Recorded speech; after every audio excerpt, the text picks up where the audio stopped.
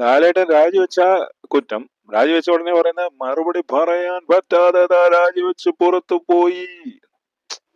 AMMA ഭരണസമിതി പിരിച്ചുവിട്ടുകൊണ്ടുള്ള executive committee പിരിച്ചുവിട്ടുകൊണ്ടുള്ള തീരുമാനം വന്നു കഴിഞ്ഞിരിക്കുന്നു. ആ തീരുമാനം മോഹൻലാൽ സംഘടനാ പ്രസിഡന്റ് ഇപ്പോൾ മുഖ്യമന്ത്രിയെ അറിയിച്ചു കഴിഞ്ഞിരിക്കുന്നു. ഒരു വാർത്താക്കുറിപ്പും അതിന് തൊട്ടു പിന്നാലെ പുറത്തിറക്കിയിട്ടുണ്ട്. ഹേമ കമ്മിറ്റി റിപ്പോർട്ട് പുറത്തു വന്നതിനെ തുടർന്ന് സാമൂഹ്യ ദൃശ്യ അച്ചടി മാധ്യമങ്ങളിൽ സംഘടനയിലെ ഭരണസമിതിയിലെ ചില ഭാരവാഹികൾ നേരിടേണ്ടി വന്ന ലൈംഗികാരോപണങ്ങളുടെ പശ്ചാത്തലത്തിൽ സംഘടനയുടെ നിലവിലെ ഭരണസമിതി അതിന്റെ ധാർമ്മികമായ ഉത്തരവാദിത്തം മുൻനിർത്തി രാജിവെക്കുന്നു. 2 മാസത്തിനുള്ളിൽ പൊതുയോഗം കൂടി പുതിയ ഭരണസമിതിയെ തിരഞ്ഞെടുക്കും. അമ്മ 1-ാം തീയതി നൽകുന്ന കൈനീട്ടവും ആരോഗ്യ ചികിത്സയ്ക്ക് നൽകി പോരുന്ന സഹായവും അമ്മയുടെ സമാദരണീയരായ അംഗങ്ങൾക്ക് തടസ്സം കൂടാതെ ലഭ്യമാക്കാനും പൊതുയോഗം വരെ ഓഫീസ് പ്രവർത്തനങ്ങൾ ഏകോപിപ്പിക്കാനും നിലവിലെ ഭരണസമിതി താൽക്കാലിക സംവിധാനമായി തുടരും എന്നാണ് ആ വാർത്താക്കുറിപ്പിലുള്ളത്. അമ്മയെ നവീകരിക്കാനും ശക്തിപ്പെടുത്താനും കെൽപ്പുള്ള പുതിയൊരു നേതൃത്വം സംഘടനയ്ക്കുണ്ടാകുമെന്ന ശുഭപ്രതീക്ഷയിലാണ് ഞങ്ങൾ. എല്ലാവർക്കും നന്ദി, വിമർശിച്ചതിനും തിരുത്തിയതിനും. ഇതാണ് മോഹൻലാലിന്റെ വാർത്താക്കുറിപ്പ്. ഇതാണ് ഇപ്പോ ലേറ്റസ്റ്റ് ആയിട്ട് വന്നിട്ടുള്ള ന്യൂസ്. ലാലേട്ടൻ രാജിവെച്ചു. ഉടനെ ഈ ന്യൂസ് ചാനൽസ് അതിനെ ഒരു നെഗറ്റീവായിട്ടാണ് കാണുന്നത്. 2 ദിവസം മുമ്പ് രഞ്ജി പണിക്കറിന്റെ അടുത്ത് ഒരു പെൺപിള്ള ചോദിച്ചു, ഒരു സ്ത്രീ റിപ്പോർട്ടർ ചോദിച്ചു, മാറി നിൽക്കണ്ടേ, എങ്ങോട്ട് മാറണം എന്ന് പുള്ളി ചോദിച്ചു. നാട് വിടണോ? അല്ല, ഇവർക്ക് എന്താണ് വേണ്ടത്? എന്താണ് ഇവരുടെ മനസ്സിലൊക്കെ ഉള്ള ഒരു ഹേറ്റ്രേഡ് എന്ന് പറയുന്ന, ആ വെറുപ്പെന്ന് പറയുന്ന സംഭവം ഉണ്ടല്ലോ, അത് എന്താണ്? ഈ മീഡിയ ആണ് ഞാൻ പറയുന്നത്. മീഡിയ, പിന്നെ കുറെ യൂട്യൂബിലും അതിലൊക്കെ വരുന്ന ആൾക്കാര് ഒരു കാര്യം കാള പറ്റൂന്ന് കേൾക്കുമ്പോൾ കയറെടുത്തു എന്ന് ഒരു ചൊല്ലുണ്ടല്ലോ, അതാണ് ഇപ്പൊ യഥാർത്ഥത്തിൽ ഇവിടെ സംഭവിച്ചുകൊണ്ടിരിക്കുന്നത്. ഇപ്പോ ഈ സ്ത്രീകളൊക്കെ ഓരോരോ ആരോപണങ്ങളൊക്കെ കൊണ്ടുവന്നു. ഓക്കെ, ഈ ആൾക്കാരൊക്കെ കള്ളന്മാരാണ്. ഓക്കെ, കള്ളന്മാരാണെന്ന് തെളിയിച്ചോ? അതാണ് ചോദ്യം. അല്ലാതെ ചുമ്മാതെ ഇങ്ങനൊക്കെ ഇത് എന്ത് പറയണ്ടേ, അതിലങ്ങ് ആനന്ദിക്കുകയാണ്, അങ്ങ് സന്തോഷിക്കുകയാണ്. അവരുടെ വോയിസിനൊക്കെ ഒരു ഭയങ്കര സൗണ്ട്, ഭയങ്കര എന്നും പറഞ്ഞോണ്ട്. എന്താണ് ഇവരുടെ ഒക്കെ പ്രശ്നം? അതാണ് എനിക്ക് മനസ്സിലാവാത്തത്. മോഹൻലാൽ രാജിവെച്ചു, ഓക്കെ, രാജിവെച്ചു, നല്ല കാര്യമല്ലേ. രാജിവെക്കാതെ അയാൾ അവിടെ തന്നെ നിന്ന് കഴിഞ്ഞാൽ എന്തെങ്കിലും ചെയ്യാൻ പറ്റുമോ? സർക്കാർ എന്തെങ്കിലും ചെയ്യുമോ? സർക്കാർ ഒന്നും ചെയ്തിട്ടില്ലല്ലോ. ഈ ആൾക്കാര് മീഡിയയിൽ കടന്ന് കൂ കൂ കൂ കൂ എന്നുള്ള വിളിയല്ലാതെ. അപ്പൊ അയാള് കള്ളനാണെങ്കിൽ ഇപ്പൊ സിദ്ദിഖോ മോഹൻലാലോ ആരാ പറയണ്ടേ, ജയസൂര്യയോ അല്ലെങ്കിൽ ഗണേഷ് കുമാരോ അല്ലെ ആരായിക്കോട്ടെ, ഇപ്പൊ രാജിവെച്ച ആൾക്കാരുടെ കാര്യം പറയാം, രഞ്ജിത്തിന്റെ കാര്യം വിടാം.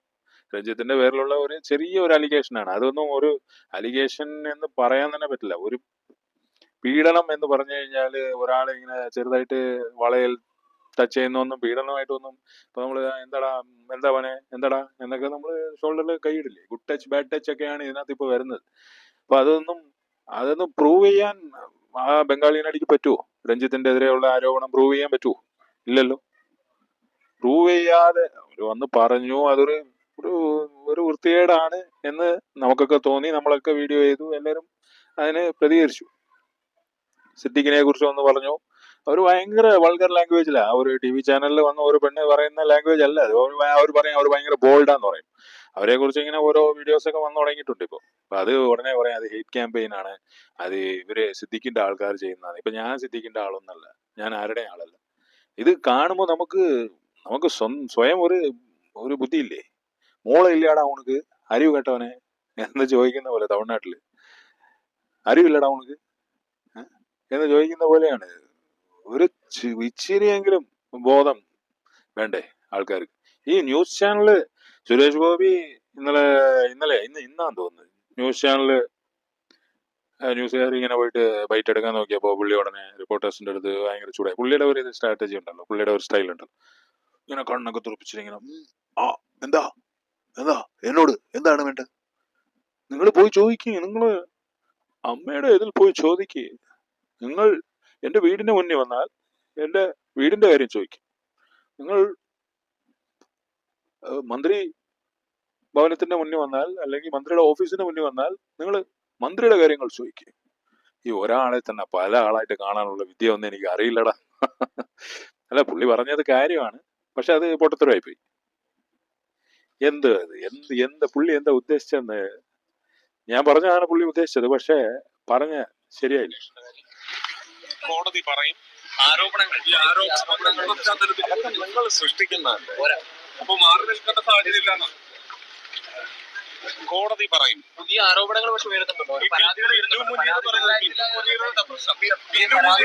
ആരോപണം ഉന്നയിച്ചിട്ടുണ്ട്. സുരേഷിനോടെല്ലാം സംസാരിച്ചിരുന്നു എന്നുള്ളതാണ് മിന്നു മുനീർ പറയില്ല. ഞാൻ പറയുന്ന അതൊന്നും ഇവിടെ പ്രസക്തമല്ല. നിങ്ങൾ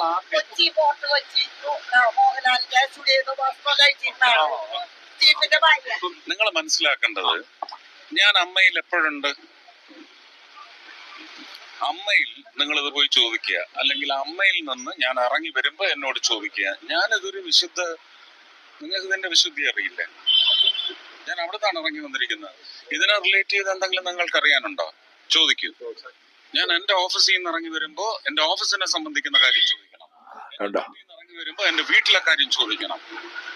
അമ്മ അസോസിയേഷനിൽ നിന്ന് ഞാൻ ഇറങ്ങി വരുന്ന സമയത്ത് നിങ്ങൾ അതുമായിട്ട് റിലേറ്റ് ചെയ്ത കാര്യങ്ങൾ ചോദിക്കും. ചോദ്യത്തിന് മറുപടി ഇല്ല. പക്ഷേ പുള്ളി ചൂടാവേണ്ട കാര്യമൊന്നുമില്ല. പുള്ളി എന്തിനാ ചൂടാവുന്നത്? പുള്ളി മാടമ്പി കളിക്കാണല്ലോ. പുള്ളി ഇപ്പൊ അടുത്ത രഞ്ജിത്ത് കളിച്ച് നടക്കുക. എന്നാണേലും അത് പോട്ടെ. അതിലോട്ട് പറഞ്ഞ് നമ്മളിങ്ങനെ ഫോറസ്റ്റിലോട്ട് പോകണ്ട. ഈ സുരേഷ് ഗോപി സാറിന്റെ അടുത്ത് പോയിട്ട് ഒരു റിപ്പോർട്ടർ ചോദിക്കുമ്പോൾ ഇന്നലെ പൃഥ്വിരാജ് എന്ത് അടിപൊളിയായിട്ടാണ് മറുപടി പറഞ്ഞത്. അപ്പോൾ ഇത് നമ്മളിപ്പോൾ പറഞ്ഞു കഴിഞ്ഞാൽ സുരേഷ് ഗോപി പറയും പൃഥ്വിരാജ് പ്രിപ്പയർഡ് ആയിട്ട് വന്നതാ അതിനായിട്ട് മറുപടി പറയാൻ. ഞാൻ പ്രിപ്പയർഡ് അല്ല, ഞാനൊരു വിശുദ്ധീകരണം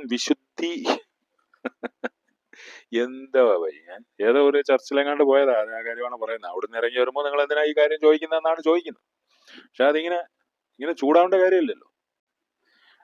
ഒരു പോസ്റ്റിൽ ഇരുന്നുകൊണ്ട് ഒരു ആരോപണം വരുമ്പോ ആ ആരോപണത്തെ നേരിടുക എന്ന് പറയുന്നത് ആ പോസ്റ്റ് രാജിവെക്കുക, എന്നിട്ട് നിയമപരമായിട്ട് അതിനെ നേരിടുക. ഇത് ഇപ്പൊ നോക്കിക്കോ, ഇനിയിപ്പോ പണി തുടങ്ങാൻ പോകുന്നേ ഉള്ളൂ. മമ്മൂക്കയും ലാലേട്ടനും ഒക്കെ ഈ പഴയ ആൾക്കാരെന്ന് പറയുന്ന സംഭവം ഉണ്ടല്ലോ, അവര് ചില്ലറക്കാരല്ല. അവര് പണി തുടങ്ങാൻ പോകുന്നേ ഉള്ളൂ. അവരിങ്ങനെ ഓരോ കാര്യങ്ങൾ ഇനി ഈ പെണ്ണുങ്ങളൊക്കെ ഇവര് പറഞ്ഞ സത്യം അല്ലെങ്കിൽ ഇവര് കരഞ്ഞോണ്ട് ഓടുന്നതാണ് റോഡിൽ കൂടെ. ഇത് പറഞ്ഞ സത്യം അല്ലെങ്കിൽ അമ്മാതിരി പണി ആയിരിക്കും കൊടുക്കാൻ പോകുന്നത്. ഇത് വെറുതെ പോകുന്നില്ല. വന്നിട്ട് ഞാൻ എന്റെ മുന്നിൽ മാസ്റ്റർബേറ്റ് ചെയ്തു, എന്നെ ഇങ്ങനെ ചെയ്തു, അങ്ങനെ ചെയ്തു, എന്നെ വന്ന് തൊട്ടു, എന്നെ അങ്ങനെ ചെയ്തു എന്നൊക്കെ പറയുന്നത്, ഇതൊക്കെ നിങ്ങൾ പറഞ്ഞോ. പക്ഷെ പറഞ്ഞിട്ട് ഇത് തെളിയിക്കാൻ പറ്റിയില്ലെങ്കിലുണ്ടല്ലോ. ഇതേപ്പോ മറ്റേ മല്ലാർ വന്ന് പറഞ്ഞല്ലോ ബിഗ് മാൻ സിനിമയുടെ കാര്യം, അത് ജയസൂര്യ ഒന്നല്ല, ഞങ്ങള് നല്ല സുഹൃത്തുക്കളാ. ഉടനെ അതിന്റെ അടിയിൽ വന്ന് കമന്റ് ഇട്ടിരിക്കുകയാണ് കുറെ ഊളന്മാര്. ജയസൂര്യ കാശ് കൊടുത്തിട്ടാണ്. കാശ് കിട്ടിയില്ലേ മോളെ? അതെന്താ ഒരു തോക്ക് കാണിച്ച് ഭീഷണിപ്പെടുത്തി അവര് ഇങ്ങനെ ചെയ്യില്ലേ? അവർക്ക് സ്വയം തോന്നി, അവര് പറഞ്ഞ പൊട്ടത്തരമാണെന്ന് അവർക്ക് തോന്നി. തൊടുപുഴ മറ്റേത് മറിച്ചത് എന്നൊക്കെ പറഞ്ഞപ്പോ അവര് വിചാരിച്ച ആർക്കും മനസ്സിലാവില്ല. ഒരു ഭയങ്കര ബുദ്ധിയാന്നാ ഇവരുടെയൊക്കെ ധാരണ. അതാണ് രക്ഷപ്പെടാതെ പോയത്. സിനിമ ഇൻഡസ്ട്രിയിൽ രക്ഷപ്പെടണമെങ്കിൽ കുറച്ച് ബുദ്ധിയും കാര്യങ്ങളൊക്കെ വേണം. ഇതിപ്പോ ഞാൻ പറയും ബോഡി ഷേമിങ് മറ്റേത് മറിച്ചത് എന്ത് പറഞ്ഞാലും എനിക്ക് ഒരു ചുക്കുമില്ല. ഞാൻ തെറ്റായിട്ടൊന്നും പറയുന്നില്ല, ഞാൻ പറയുന്നത് ശരിയാണ്. സിനിമയിൽ രക്ഷപ്പെടണമെങ്കിൽ കുറച്ച് ബുദ്ധിയും കാര്യങ്ങളൊക്കെ വേണം. അല്ലാതെ ഇമാരി മന്ദബുദ്ധികൾക്കുള്ളതല്ല. തൊടുപുഴ മറ്റേ മറിച്ച് ഞാൻ പേര് പറയില്ല. എന്നാ പേരും കൂടെ അങ്ങ് പറഞ്ഞൂടെ? പേര് പറയുന്നതിൽ എന്താ കുറ്റം, എന്താ പ്രശ്നം? അത് പറയില്ല.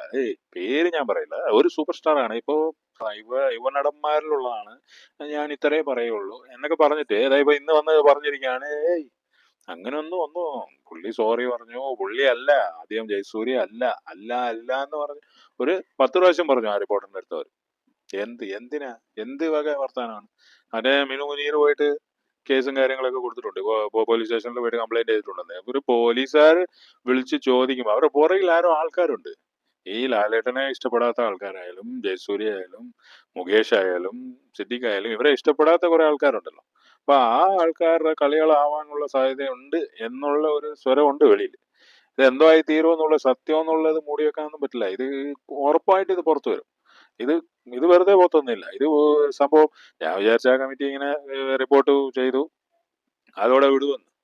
ഇത് വന്നിട്ട് എന്നെ തോണ്ടി, എന്നെ മാന്തി, എന്നെ പിച്ചി എന്നൊക്കെ പറഞ്ഞ് ആരോപണങ്ങൾ പറയുമ്പോൾ, ഇതുപോലത്തെ ആൾക്കാർക്കെതിരെ പറയുമ്പോൾ അത് തെളിയിക്കാനും കൂടെ പറ്റും. ഇനി അവര് നിയമപരമായിട്ടുള്ള നടപടികൾ അവര് ചെയ്യാതൊന്നും പോകുന്നില്ല. അല്ലാതെ ഞാനിത് 100% ഞാൻ മോഹൻലാലിന്റെ സിദ്ദിഖിന്റെ ഒക്കെ കൂടെ ഞാൻ നിൽക്കുന്നു. എന്താന്ന് വെച്ചാൽ അവർ രാജിവെച്ചതാണ്. രഞ്ജിത്ത് നമുക്ക് അങ്ങനെ കാര്യമായിട്ട് താല്പര്യം ഇല്ലെങ്കിലും അയാള് ചെയ്തത് ഇത്രയും വലിയൊരു പോസ്റ്റിൽ, അതും പാർട്ടിയുടെ പിന്തുണ ഉണ്ട് രഞ്ജിത്തിന്, എന്നിട്ടും അയാൾ രാജിവെച്ചു. ഈ മോഹൻലാല്, സിദ്ദിഖ് ഇവരൊക്കെ രാജിവെച്ചതും 50 പേര് ഒരുമിച്ചാണ് രാജിവെച്ചിരിക്കുന്നത്. അതിനെ അപ്രീഷിയേറ്റ് ചെയ്യില്ലേ വേണ്ടത്? ഓ, ഇത്രയും നല്ല ആൾക്കാർ ഇവര് രാജിവെച്ചു, ഓക്കെ, രാജിവെച്ചിട്ട് ഒരു ഇതില്ലാതെ കറക്റ്റ് ആയിട്ടുള്ള ഒരു അങ്ങോട്ടും ഇങ്ങോട്ടും വ്യത്യാസം ഇല്ലാത്ത ഒരു അന്വേഷണമായിരിക്കും, സത്യവും നീതിയും തെളിയും എന്ന് പറയല്ലേ വേണ്ടത്. അല്ല, ഉടനെ ഓ രാജിവെച്ചു കണ്ടോ, ഇവനൊക്കെ രാജിവെച്ച കണ്ടോ, മടിയിൽ ഘനം എന്ന് പറഞ്ഞ ഒരു വാക്കുണ്ടല്ലോ. നമുക്ക് ഒളിക്കാനൊന്നും ഇല്ലെങ്കിൽ എന്തിനാ പേടിക്കുന്നത്? അവർ രാജിവെച്ചിട്ട് അവർ നേരിടും, ഓക്കെ, അതിനെ അപ്രീഷിയേറ്റ് ചെയ്യല്ലേ വേണ്ടത്. അതിനെ നമ്മള് അത് കൊള്ളാമെന്നാണ് പറയേണ്ടത്. അല്ലാതെ ചുമ്മാതെ വന്നിട്ട് ഇങ്ങനെ വളാണ് ഓരോ ന്യൂസ് ചാനൽ എടുത്തു കഴിഞ്ഞാൽ എന്തൊരു ഇറിറ്റേഷനാണ് ഇവന്മാര്. ഓ, സമ്മതിക്കണം, ന്യൂസുകാര് ഇങ്ങനെ തരം താഴാൻ പാടില്ല. അങ്ങോട്ട് മമ്മൂട്ടി ഇതായിരുന്നു, മമ്മൂട്ടി അങ്ങനെ ചെയ്യുന്നു, ഇയാൾ അങ്ങനെ ചെയ്യുന്നു. എന്താ പാടേ? രാജിവെച്ചു എന്ന് പറയുന്നത് സൂപ്പറാണ്. ഈ ഒരു സാഹചര്യത്തിൽ രാജിവെക്കാതെ അയാൾ അവിടെ തന്നെ ഇരുന്ന് ഞങ്ങൾ അന്വേഷിക്കാം, ഞങ്ങൾ ചെയ്യാം, വരൂ എന്ന് പറഞ്ഞു കഴിഞ്ഞാൽ ആർക്കെങ്കിലും എന്തെങ്കിലും ചെയ്യാൻ പറ്റുമോ? സർക്കാർ ഒന്നും ചെയ്യില്ല എന്നുള്ളത് തെളിഞ്ഞു കഴിഞ്ഞാണ്. കാരണം സർക്കാർ പേര് പോലും പുറത്തു വിട്ടിട്ടില്ല. അത് പിന്നെ അവർ രാജിവെച്ചത് അതാണോ? രാജിവെച്ചതാണോ തെറ്റിപ്പോ? രാജിവെച്ചത് ഒരു വലിയ കുറ്റം പോലെ ഇങ്ങനെ പറഞ്ഞുകൊണ്ടിരിക്കുന്നത് എന്ന് തന്നെ പറയേണ്ടി വരും. കാരണം എങ്ങനെയൊക്കെ പ്രതിരോധിക്കാൻ നോക്കിയിട്ടും അതിനി പ്രതിരോധിച്ചു നിന്നാലും സ്വാഭാവികമായും ഓരോരുത്തർക്കെതിരായിട്ട് വീണ്ടും ആരോപണങ്ങൾ വരാനുള്ള സാധ്യത അവർ മുന്നിൽ കാണുകയും ചെയ്തിരുന്നു. അതുകൊണ്ടുകൂടി തന്നെയാണ് ഒരു തടി തപ്പൽ എന്ന് തന്നെ വേണമെങ്കിൽ ഈ കൂട്ടരാജിയെ വിശേഷിപ്പിക്കുകയും ചെയ്യാം. കാരണം അധികാര എങ്ങനെയുണ്ട്? തടി തപ്പലാണെന്ന്. അവര് തടി തപ്പാനാണെങ്കിൽ ആ പോസ്റ്റിൽ ഇരുന്നാലല്ലേ തടി തപ്പാൻ പറ്റുക. ഇവന്മാരെന്താ കണ്ണടച്ച് ഇരുട്ടാക്കാണോ? ഇത് പോയി നന്നാവടെ. സുരേഷ് ഗോപിയൊക്കെ ചൂടാവുന്നത് ചുമ്മാതല്ല. ഈ റിപ്പോർട്ടർമാരെയൊക്കെ കാണുമ്പോൾ ഇതൊക്കെ നിങ്ങൾ ഉണ്ടാക്കി പറയുന്നില്ല. പക്ഷെ അയാൾക്ക് റിയാക്ട് ചെയ്യാൻ അറിയില്ല, അതുകൊണ്ട് പുള്ളി അങ്ങ് വളിപ്പാവാണ്. പക്ഷെ എന്നാൽ ഇവർ ചെയ്യുന്ന വെരി ബാഡാണ്. മോശം. ഇത്ര ഇങ്ങനെയൊന്നും ചെയ്യാൻ പാടില്ല. ആ ആൾക്കാർക്ക് ഫാമിലി ഉണ്ട്, കാര്യങ്ങളുണ്ട്, അവർക്ക് ബിസിനസ് ഉണ്ട്, എല്ലാം ഉണ്ട്, അവർക്കൊരു ജീവിതമുണ്ട്. അപ്പൊ അത് കുറ്റം തെളിയിക്കപ്പെടുന്നവരെങ്കിലും ഒന്ന് വായടച്ചിരുന്നൂടെ?